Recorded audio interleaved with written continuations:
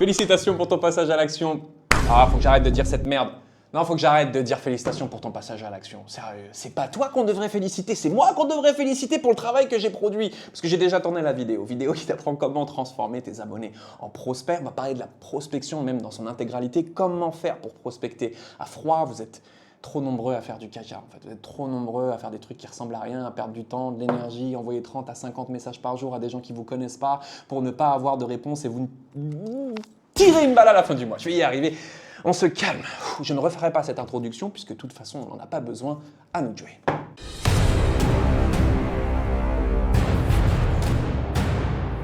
Lorsque vous prospectez, le premier truc que vous devez comprendre, c'est les différents niveaux de proximité ou les différents types de trafic, différents types d'audience. Vous appelez ça comme vous voulez. Moi, je vais mettre des couleurs pour que vous compreniez bien le truc. En bleu, ce que je suis en train de schématiser là, c'est le trafic froid. Le trafic froid, il est illimité puisque c'est tout simplement les gens qui ne vous connaissent pas. Donc, votre capacité à faire du fric, c'est votre capacité à transformer des gens qui ne vous connaissent pas en clients. Voilà pourquoi on va se concentrer là-dessus. Le trafic froid, c'est une mine d'or. Encore faut-il savoir comment l'exploiter. Puisque ces gens ne vous connaissent pas. Différent du deuxième stade, le cercle en jaune, qui est le trafic tiède, ça c'est les gens qui vous connaissent. Quand je donne votre nom et votre prénom, ils sont capables de mettre un visage dessus. Donc typiquement, on pourrait parler des gens qui s'abonnent à vos réseaux. Encore un peu plus loin, on a ceux qui vous font confiance. Donc il y a une différence entre je te connais et je te fais confiance. Celui qui te fait confiance, c'est celui qui a consommé suffisamment de contenu, qui a reçu suffisamment de valeur de ta part pendant assez longtemps pour te faire confiance et potentiellement t'acheter.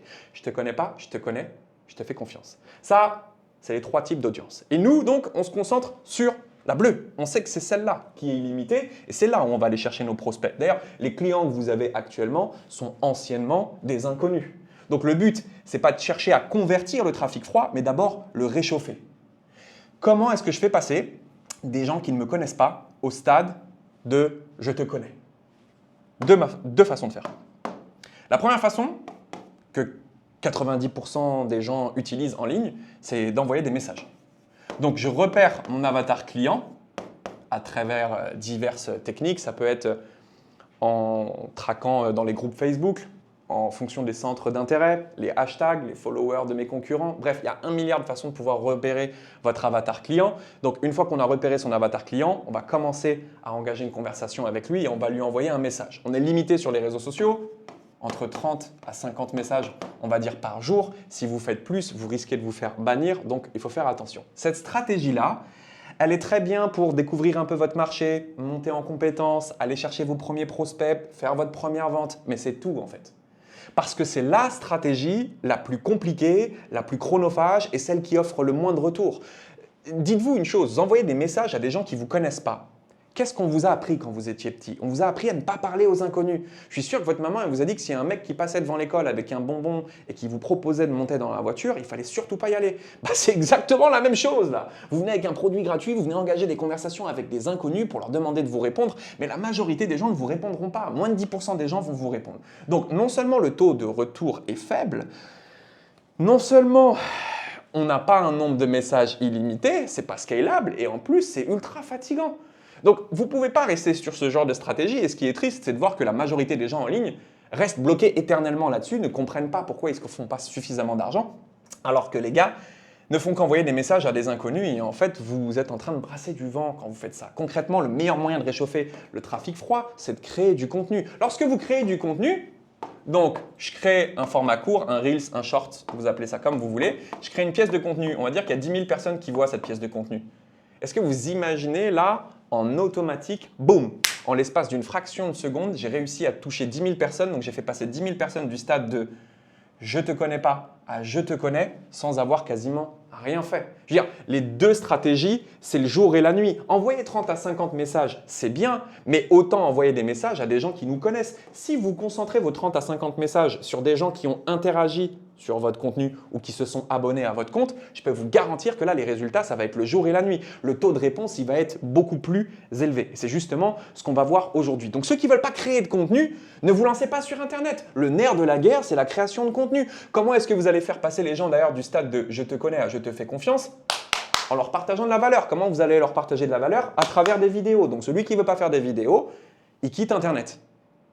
Et c'est beaucoup plus simple, croyez-moi, de faire une vidéo qui justement est pertinente pour votre audience que d'envoyer 30 à 50 messages par jour pendant un an. Et ça va vous apporter 10 fois plus de résultats. Pourquoi? Parce qu'on peut créer différents types de contenus. On pourrait créer du contenu de conversion, du contenu où on propose un produit gratuit aux gens et pour accéder à cette ressource gratuite, ils ont juste à laisser un commentaire ou venir nous voir en privé. Vous imaginez, on peut créer un contenu en incitant les gens à venir directement vers nous en privé. Et non plus nous envoyer des messages, mais faire en sorte que les gens viennent vers nous et eux nous envoient les messages. Ça, c'est ce qu'on crée dans mes mentorats privés. On crée des stratégies de communication où les gens viennent directement vers nous. Et les pièces de contenu qui fonctionnent le mieux, on injecte de l'argent dessus.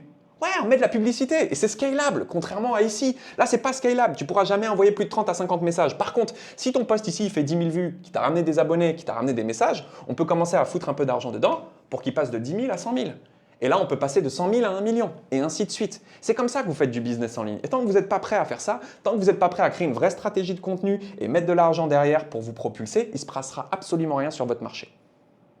Bien, maintenant que ça c'est dit, du coup, on va se concentrer sur les 30 à 50 messages qui proviennent d'abord des interactions qu'il y a eu sur nos publications. Donc j'insiste, nous, on crée des publications pour réchauffer le trafic et maintenant on va voir ce trafic-là qui a interagi ou qui s'est abonné, comment est-ce qu'on va converser. Maintenant que vous avez compris que la prospection, ce n'est pas envoyer des messages à des inconnus, mais envoyer des messages à des gens qui nous connaissent déjà, tout part de la création de contenu. Concentrons-nous sur les différents types d'interactions, puisque tout le monde ne va pas forcément vous envoyer un message en privé suite à votre publication. Okay, ça, c'est quelque chose, encore une fois, que je travaille dans mes mentorats privés. Je suis obligé de faire du sur-mesure pour pouvoir m'adapter. Je ne peux pas vous montrer comment générer des messages privés là dans une vidéo. Par contre, je peux vous montrer comment traiter les nouveaux abonnés.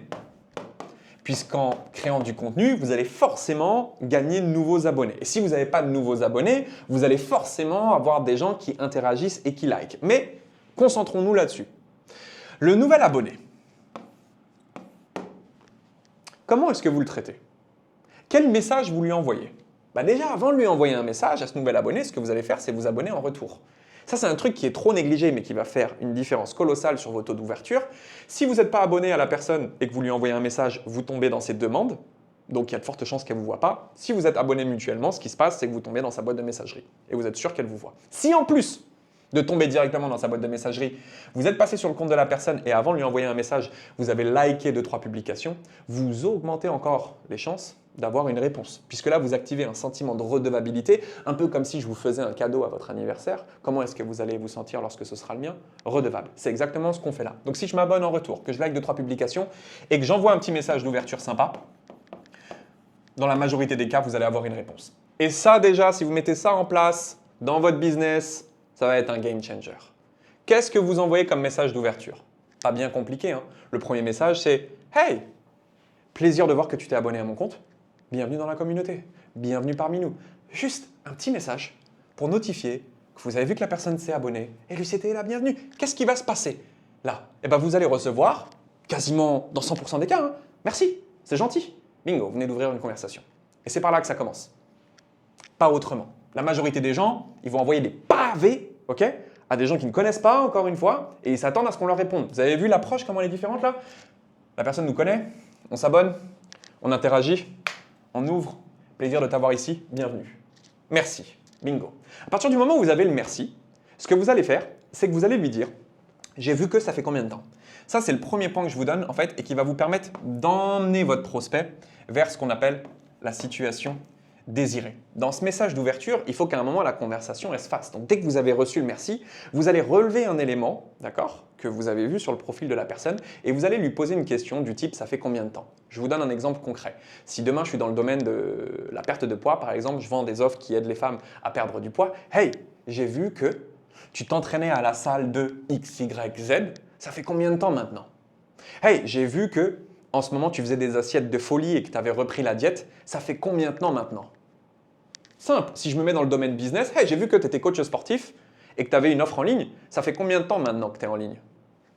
Là, je viens de poser une question qui va me permettre d'avancer vers la situation désirée. La situation désirée, c'est quoi? C'est l'objectif en fait de votre prospect. Où est-ce qu'il veut aller? S'il n'y a pas d'objectif, ça ne sert à rien de continuer. Il n'a pas besoin de vous. Donc, ça fait combien de temps me permet derrière de poser un objectif. La personne me dit, ça fait 3 mois, ça fait 1 an. Ok, cool. Et c'est quoi l'objectif que tu vas aller chercher cette année?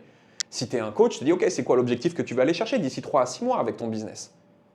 Le fait de demander c'est quoi l'objectif ici va me permettre de savoir si tu es qualifié ou non. Si tu as un objectif, je répète, tu es qualifié. Si tu n'as pas d'objectif, ça ne sert à rien qu'on parle ensemble. Ah ok, cool, je finis la conversation. Maintenant que j'ai posé la situation désirée, c'est quoi l'objectif? Il va falloir que je passe à la situation actuelle. Donc, ok, cool, et actuellement, t'en es où? Donc ça peut être, ok, et actuellement, donc ton objectif c'est de perdre 10 kilos, actuellement, tu as perdu combien sur les 3 derniers mois? Ou actuellement, tu fais combien? Si tu es coach par exemple sportif et que tu me dis, ça fait 1 an que j'ai lancé mon business en ligne, ok, cool. Et tu arrives à obtenir combien de clients par mois avec ton activité? Là, c'est la situation actuelle. Et en fait, ce que je dois mettre en évidence ici, c'est une problématique. Donc, quand je te demande combien de clients par mois tu arrives à avoir, si tu me dis j'arrive à avoir 2 clients par mois, je vais très vite te demander ici, ok, est-ce que tu es satisfait de ce résultat? Ça, c'est la situation actuelle. Est-ce que tu es satisfait de ça? Si tu me dis oui, je suis satisfait, pareil, pas besoin de toi. Si tu me dis non, je ne suis pas satisfait, ah, peut-être que là, tu as besoin de moi. Donc, ça marche business, ça marche fitness. La personne qui me dit, bah écoute, moi, mon objectif, c'est de perdre 10 kilos cette année. Ok, depuis que tu as commencé le changement et ta transformation, tu as perdu combien de poids? Bah, j'ai perdu juste 1,5 kg, je suis bloqué, est-ce que ça te satisfait? Non, à ce moment-là, on peut aller plus loin et on peut passer au gap. Donc, gap en anglais, ça veut dire fossé. Toi, tu veux aller là, situation désirée, tu es là actuellement, c'est quoi qui te bloque? Donc là, la personne, elle vous dit non, je ne suis pas satisfait. Ok, cool. C'est quoi le plus gros point de blocage que tu rencontres actuellement? À partir du moment où la personne vous a donné le point de blocage, bah moi en fait c'est la communication sur les réseaux sociaux, bah moi en fait c'est vraiment la nutrition, ou moi en fait c'est j'aime pas le sport. À partir du moment où vous avez le point de blocage ici, vous avez le fossé, vous avez ce qui manque, là vous pouvez proposer votre solution. Là à ce moment-là vous pouvez dire à la personne, bah écoute ce que je te propose c'est qu'on échange de vive voix. Est-ce que ça ne mériterait pas qu'on prenne le temps d'échanger de vive voix ensemble au téléphone pour que je puisse t'aider là-dessus? Oh oui bien sûr, ok t'es dispo quand? Demain telle heure, là vous pouvez aller vers le rendez-vous. Donc le gap, il est ultra important. Je répète, situation actuelle, situation désirée, tu es là, tu veux aller là, qu'est-ce qui manque? Si la personne vous dit qu'elle a un manque, à ce moment-là, vous pouvez l'emmener vers le rendez-vous. Le rendez-vous ou une ressource. Si vous me dites, ouais, moi, mon problème, en fait, aujourd'hui, c'est le setting et que je vois que vous êtes un petit peu réticent, je peux vous dire ici, bah écoute, j'ai fait une vidéo récemment où je te montre comment transformer des inconnus en prospects qualifiés. Ça t'intéresse d'avoir la vidéo? Ça t'intéresse que je te l'envoie? Oui, tiens, j'envoie une ressource gratuite. Cette ressource gratuite, elle redirige vers un rendez-vous, comme à chaque fois, mais je ne propose pas ma ressource gratuite ou je ne propose pas de l'aide à quelqu'un qui ne m'a pas dit qu'il en avait besoin. Donc je répète, tu as un objectif? Oui, il y a un point de douleur, tu n'es pas satisfait, tu as un blocage, est-ce que je peux t'aider là-dessus? Proposition de valeur, appel ou ressources, vidéo, e-book, peu importe ce que vous avez préparé. Voilà comment est-ce que vous allez traiter vos nouveaux abonnés. Et si vous faites ça, je pense que vous comprenez très vite que vous allez placer du rendez-vous bien plus intelligemment que ce que vous le faites actuellement. Je t'avais prévenu, je t'avais dit que ça allait être lourd. J'espère que tu as pris un maximum de valeur dans cette vidéo et que tu seras en capacité de pouvoir appliquer les conseils que je t'ai donnés. Si tu veux aller plus loin, tu sais comment me contacter. Et si jamais tu veux recevoir d'autres vidéos, pense à t'abonner et activer la petite cloche. C'est toujours le même discours. Des fois, il y a tellement de valeur dans les vidéos que je décide de les supprimer. Là, par exemple, la vidéo que tu viens de regarder, ça c'est une vidéo où je partage des conseils que d'habitude je vends. Donc, s'il te plaît, pense à activer la petite cloche pour ne rien manquer. Et moi, je te dis à très vite de l'autre côté.